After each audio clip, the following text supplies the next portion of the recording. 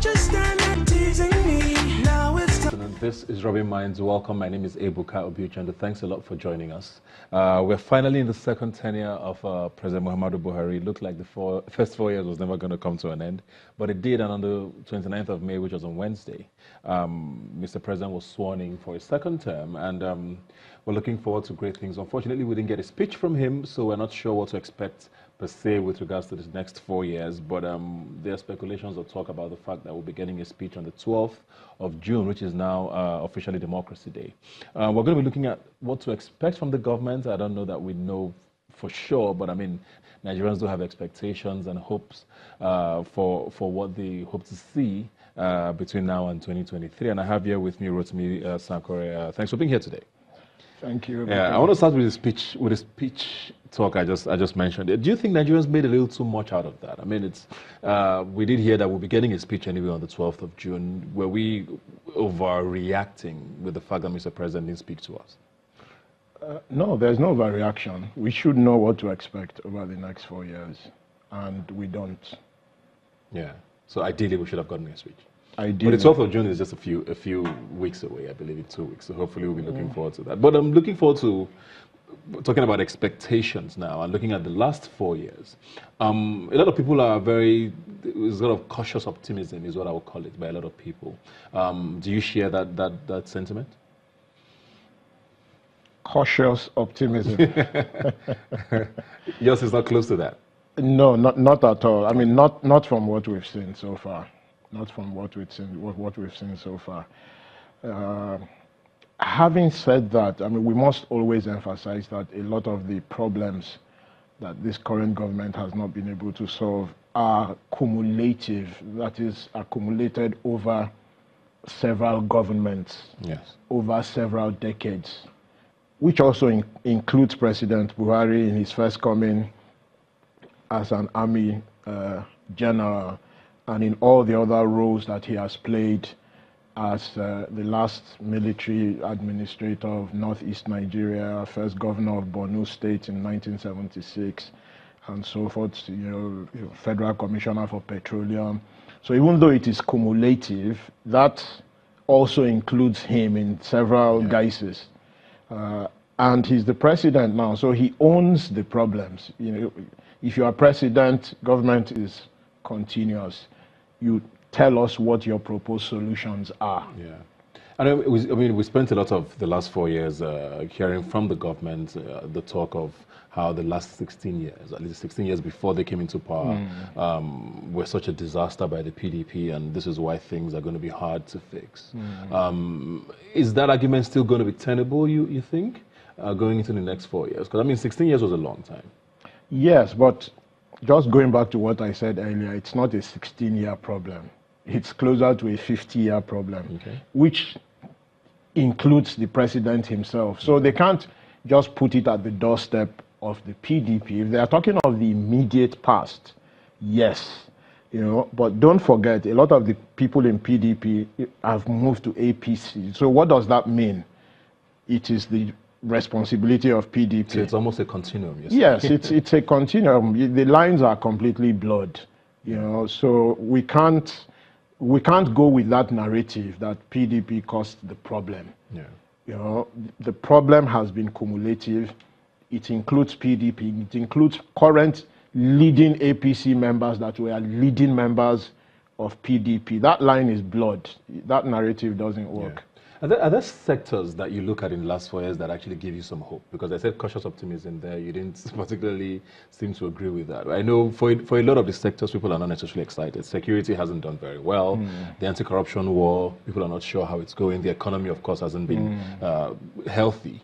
Are there sectors you look at that even just give you some hope with regards to the next 4 years? In terms of proposed solutions, no.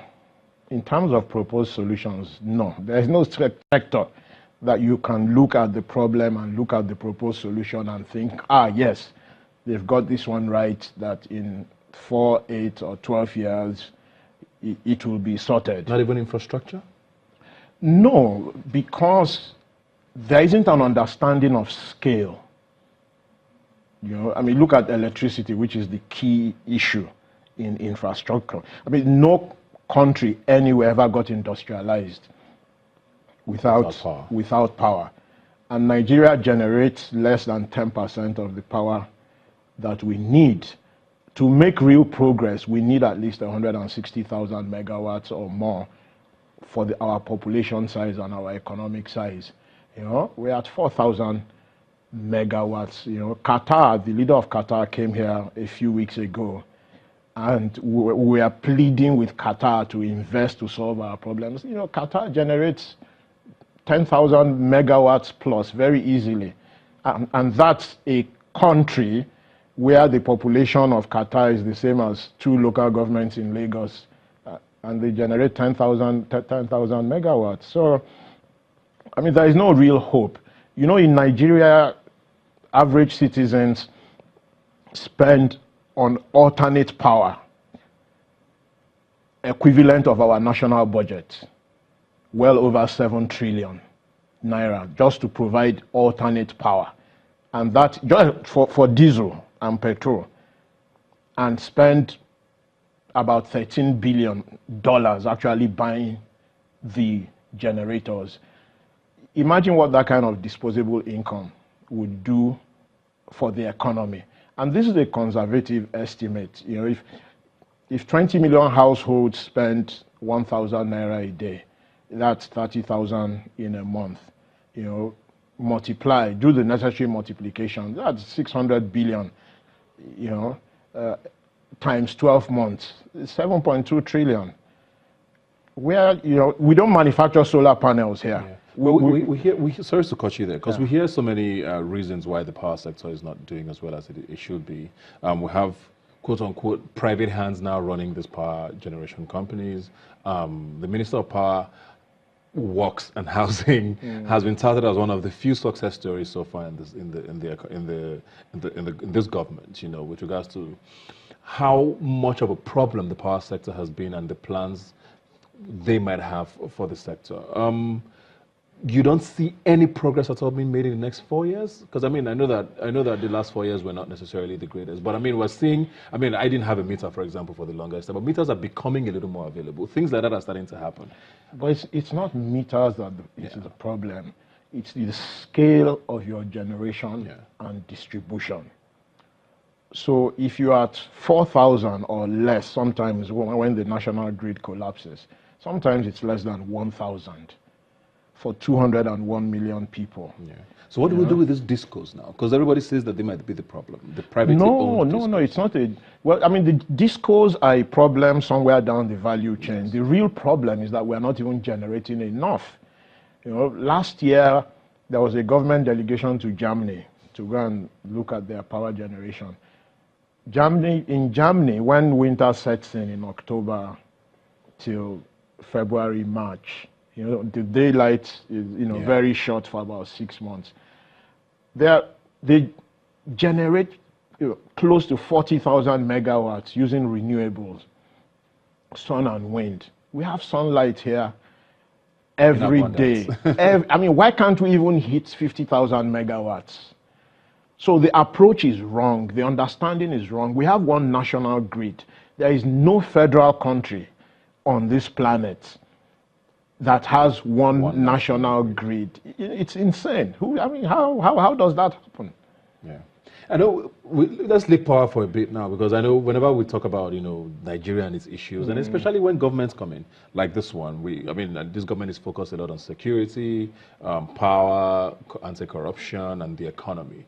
One thing that seems to be forgotten a lot, and which is particularly painful to me with regards to the last 4 years in particular, is education, which is fundamental to a lot of the issues we have in Nigeria today. Fundamental to everything. Looking forward to the speech on the 12th of June, but I don't know if that's going to be a focal point for the next 4 years. But with the last 4 years, there's no hope. There was no single reforms in that sector. I don't know what you're looking forward to. Well, again, there is poor understanding of the solution, and that's where the problem is. So the government says, by its own admission, there are only 10 million children out of school. Okay.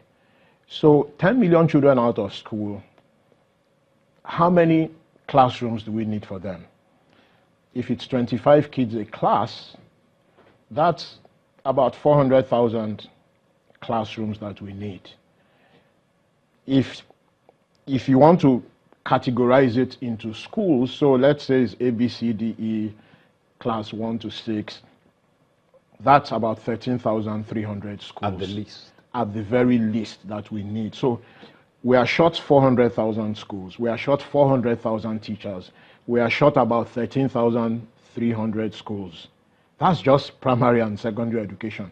Has the government come out with a plan that says this is the plan to build those schools over 8 years and train those teachers over 8 years? Bear in mind, over 7 million kids are born in Nigeria every year.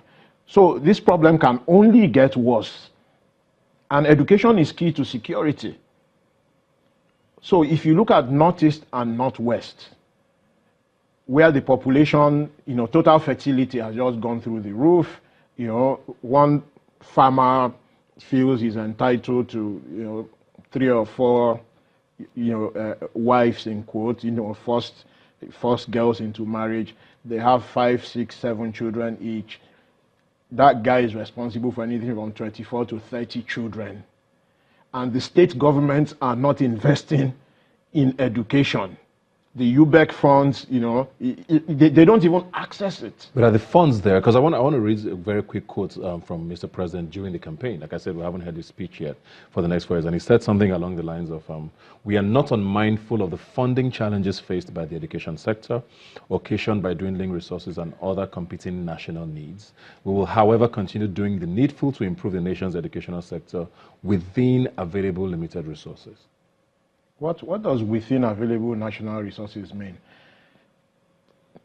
All the state governors have this strange atrocity called security votes, where if you aggregate it on geopolitical zones easily over every administration, 4 years or so, depending on how rich that zone is, that security vote will amount to anything from 60 billion to 100 billion. Are they investing it in education? No. What are they doing with it? Nobody knows. So when they say within available resources, what exactly does that mean? Education is not a security issue.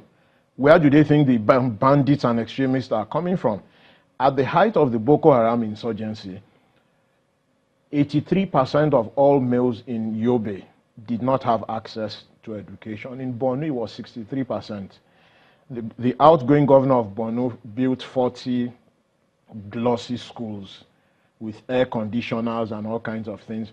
The money he could have used to build 300 or 400 schools, around all the local governments to ensure that more kids are in school. I mean, people mock the Jakonde schools in Lagos, but many of the doctors and engineers we have today went to those schools.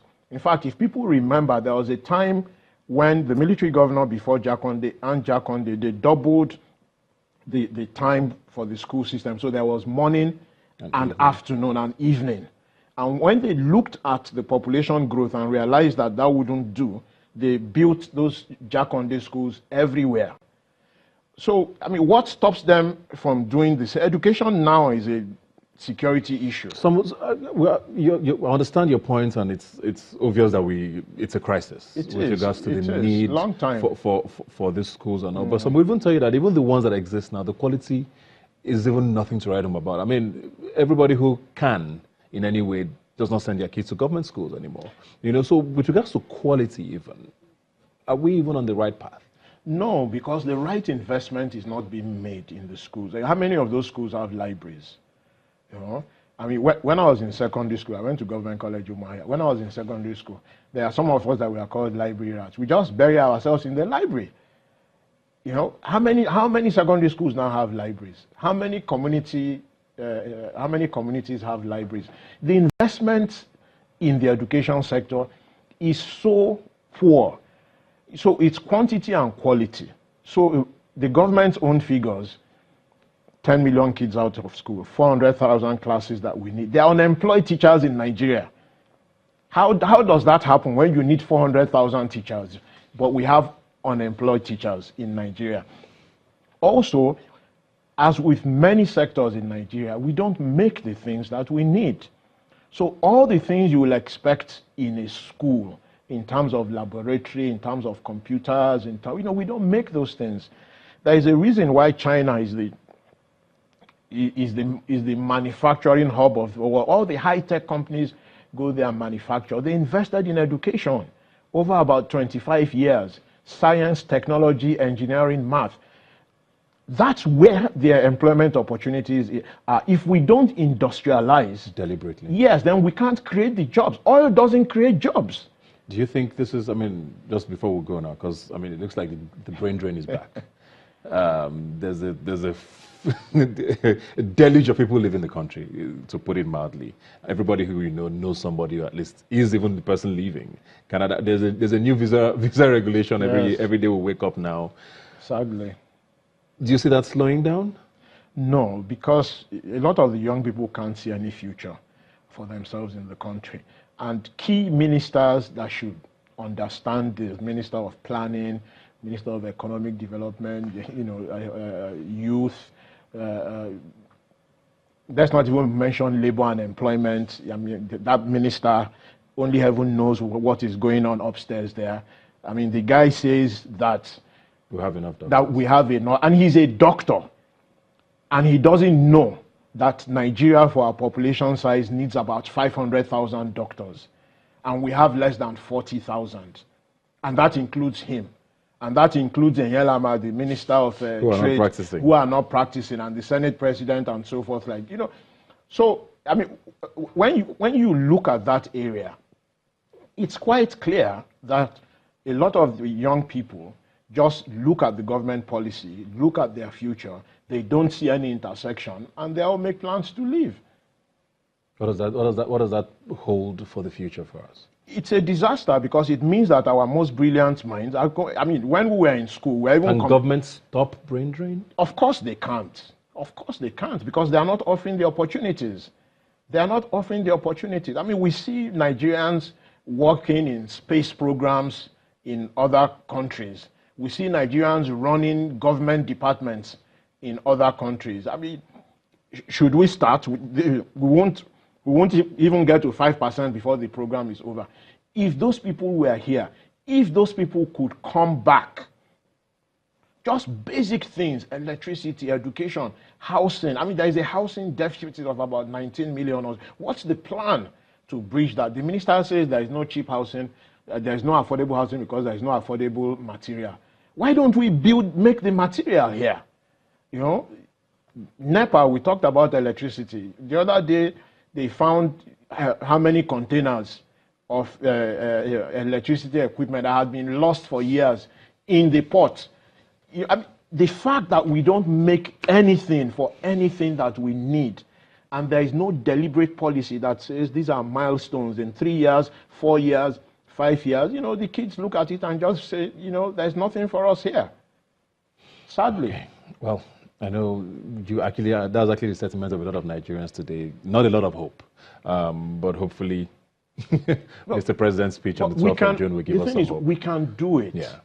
We just need to look at the problem, look at the solutions, approach it the proper way. The public policy planning is not up to scratch. Your budget is a statement of intention of your priorities. It's not up to... It can be done. Countries like Singapore did it. And these are city-states. They did it just by fixing education first. And so it's not that it can't be done. It's not completely hopeless. But unless there is a clear plan reflected in public policy, planning, budgeting, investment, then most young people will look at it and think, that there is no hope, that the government is too disconnected from the people. Thank you very much, Rotimi, for being here today. Looking forward to the 12th of June, the almighty day, to hear what Mr. President has to say. Hopefully there's some hope in his speech. Thank you. Don't just stand